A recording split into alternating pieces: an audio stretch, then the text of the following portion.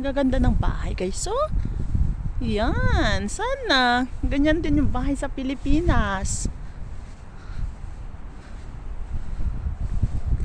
Pag guys, diba? Yan guys.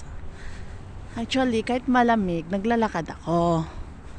Yan lang, para hindi lang maboring sa bahay. Yan guys, oh, simple lang yung bahay, pero ano siya, maganda siya. Yan.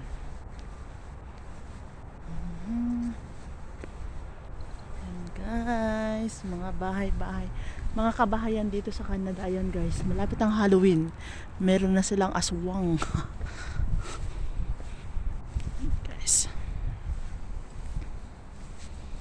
No way. Ako'y naglalakad. Kasi guys, mga kapitbahay ako. Kapitbahay. So, may churres ang ilang balay.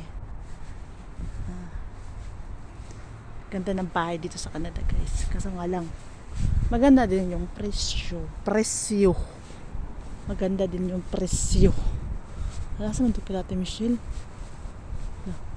Wala dito. Guys. Alam ito kila Ate Michelle.